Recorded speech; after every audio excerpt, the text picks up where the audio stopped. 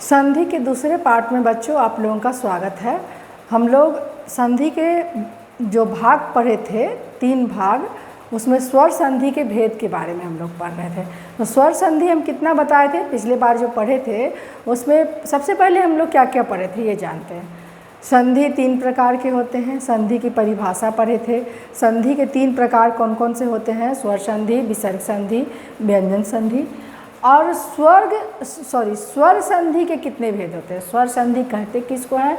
स्वर संधि के 5 भेद होते हैं। हम लोग पढ़ चुके हैं, दीर्घ संधि, गुण संधि, वृद्धि संधि, यन संधि और अयादि संधि। इन 5 के बारे में इस वीडियो में, आज के इस वीडियो में हम लोग पढ़ेंगे। तो चलो बच्चों, हम लोग स्टार्ट करते हैं दीर्घ संधि से। सबसे पहला भेद हमारा है दीर्घ संधि। दीर्घ संधि कहते किसको है? नंबर 1, दीर्घ संधि किसको कहते हैं? जब ह्रस्व या दीर्घ वर्ण आ, जो ह्रस्व वर्ण होता है, ह्रस्व वर्ण और दीर्घ वर्ण जो होता है, आ, ई, ऊ और री के बाद फिर से ह्रस्व या दीर्घ वर्ण आ जाए तो दोनों मिलकर दीर्घ स्वर वर्ण ही बनाते हैं। क्या होता है? जब ह्रस्व या, पहले इसको समझिए, उसके बाद हम उदाहरण से समझाएंगे। जब ह्रस्व या दीर्घ स्वर वर्ण आ, ई, ऊ और री, ह्रस्व और दीर्घ इसमें मिला हुआ है, उसके बाद उसमें जुटने के लिए, संधि में तो जोड़ना होता है ना, तो जोड़ने के लिए फिर से वही वर्ण आ जाए। कौन वर्ण? ह्रस्व या दीर्घ वर्ण, आ, ई, ऊ, री, कोई भी वर्ण आ जाए तो दोनों मिलकर दीर्घ स्वर वर्ण बनाते हैं। क्या क्या होता है? बनकर मिलकर के बनते हैं तो क्या बनते हैं? दीर्घ में आ, दीर्घ ई, दीर्घ ऊ और दीर्घ री बनते हैं। आ, ई, ऊ और री बनते हैं। तो हम अ या आ हो, उसमें अगर हम अ या आ जोड़ते हैं तो हमारा आ ही बनता है। जैसे अब यहाँ पर दिखाते हैं आपको लिख करके, आ प्लस आ इजकल टू, यहाँ आ होगा, आ प्लस आ इजकल टू भी आ होगा। फिर यहाँ हम आ प्लस आ इजकल टू भी आ होगा और आ प्लस आ इजकल टू भी आ होगा। मतलब हर हाल में दीर्घ होगा, हर हाल में हमारा दीर्घ का ही मात्रा होगा। आ प्लस आ बराबर भी आ होगा, आ प्लस आ बराबर भी आ होगा, आ प्लस आ बराबर भी आ होगा, आ प्लस आ बराबर भी आ होगा। यानी 2 स्वर वर्ण आपस में टकराते हैं तो दोनों मिलकर आ बनते हैं, दीर्घ बनते हैं।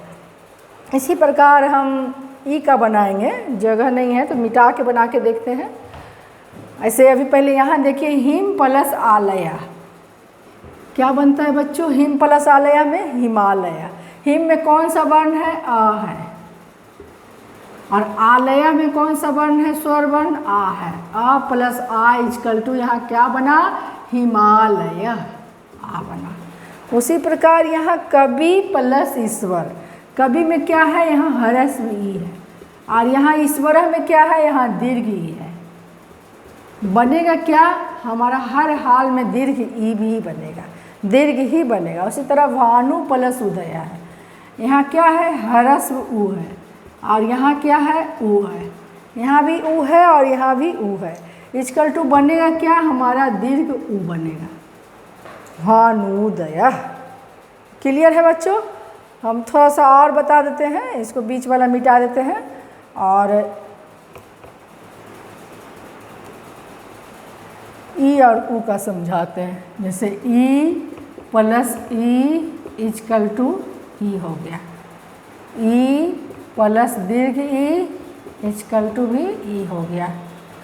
ठीक है, फिर इधर लिख देंगे ई प्लस ई इजकल टू दीर्घ ई हो। क्लियर है बच्चों? इसके बाद हम ये उदाहरण तो आपका हो गया, ऊ वाला समझते हैं। इसी प्रकार ऊ प्लस ऊ इक्वल टू क्या होगा बच्चों? अब जवाब देना शुरू कर दो मन में। ऊ प्लस ऊ इक्वल टू ऊ होगा। यहाँ हम ऊ प्लस दीर्घ ऊ लिखेंगे तब भी दीर्घ ऊ होगा। यहाँ दीर्घ ऊ प्लस दीर्घ ऊ लिखेंगे तब भी दीर्घ ऊ होगा। कोई कंफ्यूजन नहीं है। तो दीर्घ संधि क्या होगा? हर हाल में दीर्घ बनेगा। कैसे बनेगा? दो स्वर वर्ण आपस में टकराएंगे तो वो ह्रस्व हो या दीर्घ, दो स्वर वर्ण दोनों तरफ ह्रस्व हो या दीर्घ हो, लेकिन बनना उसको दीर्घ ही है। ये बात हमेशा ध्यान रखिएगा। क्या बनेगा? तो दीर्घ बनेगा। दीर्घ स्वर मतलब दीर्घ बनेगा। वर्ण में जो परिवर्तन होगा, विकार होगा, वो दीर्घ के रूप में होगा। एकदम क्लियर है बच्चों? एक बार बताए थे फिर से। जब ह्रस्व या दीर्घ वर्ण आ ई उ रे री होता है, उसके बाद फिर वही वर्ण आ जाए आ ई उ री, तो दोनों मिलकर दीर्घ आ, दीर्घ ई, दीर्घ उ और दीर्घ री बनाते हैं। क्लियर है बच्चों? इसको मिटा देते हैं।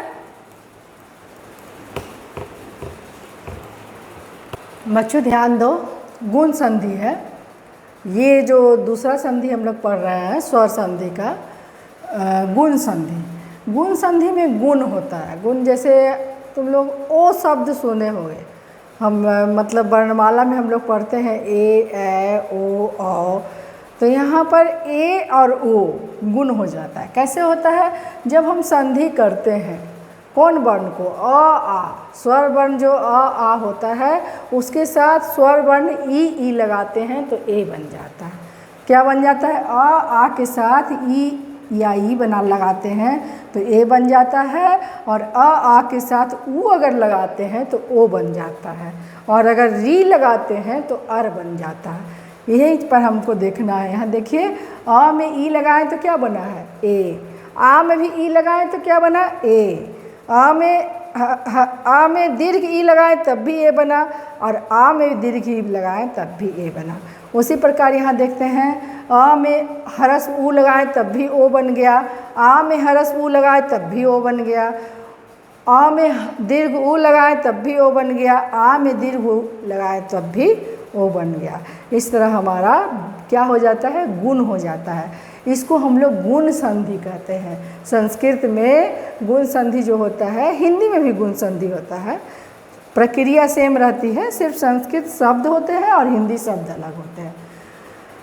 तो हमको लगता है समझ में आ गया बच्चों। अब इसको हम उदाहरण के द्वारा अगर समझाते हैं तो अच्छा समझ में आए। एक बार फिर से देख लो, इसको नोट कर लो।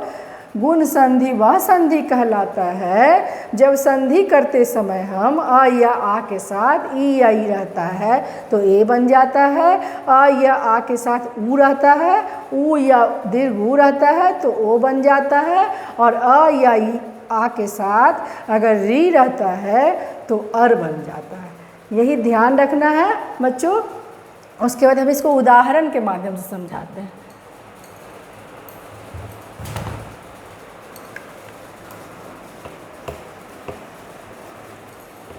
देखो बच्चों, उदाहरण के द्वारा हम समझाते हैं। गजेंद्र, गजेंद्र को तोड़ेंगे तो गज और इंद्र दो शब्द हैं। गज प्लस इंद्र बराबर गजेंद्र, गज प्लस इंद्र बराबर गजेंद्र।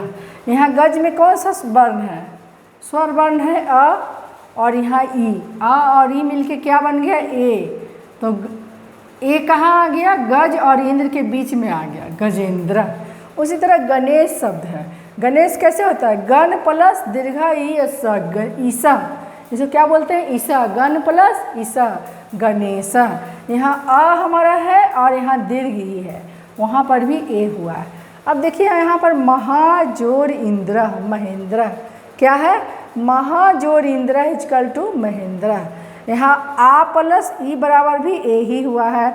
और महाजोड़ ईस है। यहाँ आ प्लस दीर्घ ई बराबर भी ए हुआ है। यही हम उदाहरण के माध्यम से समझाना चाहते हैं बच्चों आपको कि आ में अगर ह्रस्व ई लगाते हैं तब भी ए होता है, आ में अगर दीर्घ ई लगाते हैं तब भी ए होता है, आ में ह्रस्व ई लगाते हैं तब भी ए होता है, और आ में दीर्घ ई लगाते हैं तब भी ई होता है।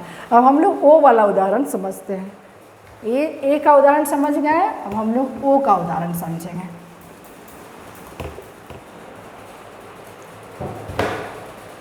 देखो बच्चों ध्यान दो, अब हम लोग ओ का उदाहरण समझते हैं। आनंद प्लस उत्सव बराबर क्या होता है? आनंद और उत्सव में हमको क्या लगा देना है? गुण कर देना है, ओ लगा देना है। आनंदोत्सव, महाजोर उत्सव महोत्सव। यहाँ क्या हुआ है? यहाँ अ जोड़ी हुआ। आनंद में क्या है? आनंद में अ छुपा हुआ है और यहाँ ऊ है, तो अ और ई मिलके यहाँ ओ बन गया। यहाँ पर आ है, महा में क्या है? महोत्सव, यहाँ महाजोर उत्सव। यहाँ क्या है? महा में आ है और यहाँ ऊ है, तो आ के साथ ऊ मिल रहा है तब भी ओ बन रहा है, आ के साथ ऊ मिल रहा है तब भी ओ बन रहा है। उसी प्रकार यहाँ देखेंगे जल जोर ऊर्जा, जल संधि ऊर्जा बराबर जलोर्जा। यहाँ जल में क्या है? आ है, और यहाँ ऊर्जा में दीर्घ ऊ है, आ और दीर्घ ऊ मिलकर भी ओ ही बन रहा है। गंगा प्लस उर्मी, गंगोर्मी। यहाँ गंगा में क्या है? गंगा में आ है, क्या है? आ है, आ प्लस यहाँ क्या है? दीर्घ ऊ है, तो यहाँ आ और ऊ मिलकर के भी ऊ ही बन रहा है। तो इस तरह हमारा गुण संधि आपको समझ में आ गया होगा। अ में ऊ मिलाएंगे तब भी ओ बनेगा, आ में ऊ मिलाएंगे तब भी ओ बनेगा। अगर हम अ में ह्रस्व वर्ण ऊ की जगह पर दीर्घ वर्ण लगाते हैं, दीर्घ ऊ लगाते हैं तब भी ओ होगा, और हम आ के साथ दीर्घ ऊ लगाते हैं तब भी ओ होगा। मतलब किसी भी प्रकार से ओ ही होगा। गुण संधि में ए और ओ। और इसके बाद हम अगला उदाहरण देते हैं अर का।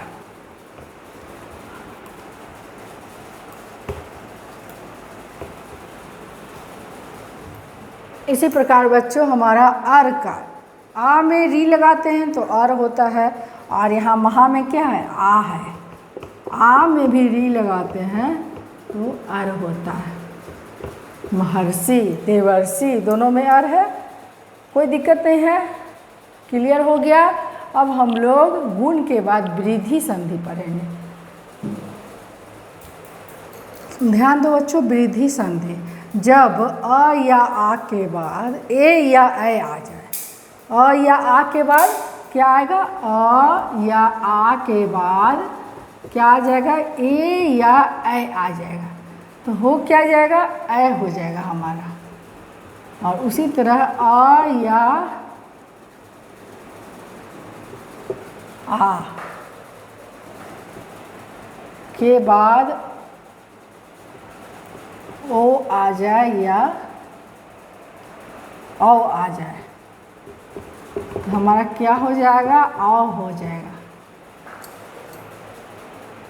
क्या कहता है? जब अ या आ के बाद, जब हमारा स्वर वर्ण अ या आ के बाद स्वर वर्ण ए या ऐ होता है तो दोनों मिलकर ऐ हो जाता है, और अ या आ के बाद ओ होता है तो अ हो जाता है। हमको कौन सा नियम पढ़ना है? ए कैसे होता है और औ कैसे होता है, यही हमको जानना है। ऐ कैसे होता है और औ कैसे होता है। जब हमारा वर्ण अ या आ रहेगा उसके बाद ए या ऐ होगा तो दोनों मिलाकर ऐ हो जाएगा। उसी प्रकार अ या आ के बाद अगर ओ होगा, ओ या औ होगा तो दोनों मिलाकर औ बन जाएगा। जैसे उदाहरण दिए हैं, आ प्लस ए बराबर ऐ, महा, महा प्लस ऐश्वर्य। महा में आ है, आ प्लस ए इजकल टू ऐ हो गया। यहाँ भी वही है, सदा जोड़ ए बराबर सदैव। बन जोड़ औषधि बनौषधि, और महा जोड़ औदार्य महोदार्य।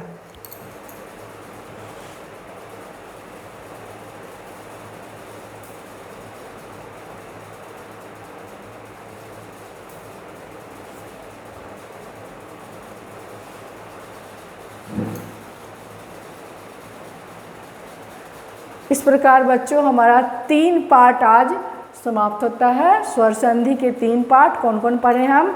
दीर्घ संधि, गुण संधि और वृद्धि संधि। बाकी जो शेष 2 संधि बचता है, आयादी संधि और यन संधि, अगले पार्ट में पढ़ेंगे और उसके बाद हम व्यंजन संधि पर प्रकाश डालेंगे। तो इतना के लिए आज के लिए इतना ही बच्चों, इसको ध्यान से पढ़ लीजिएगा, समझ लीजिएगा और याद कर लीजिएगा। धन्यवाद बच्चों, अगले क्लास में मिलते हैं।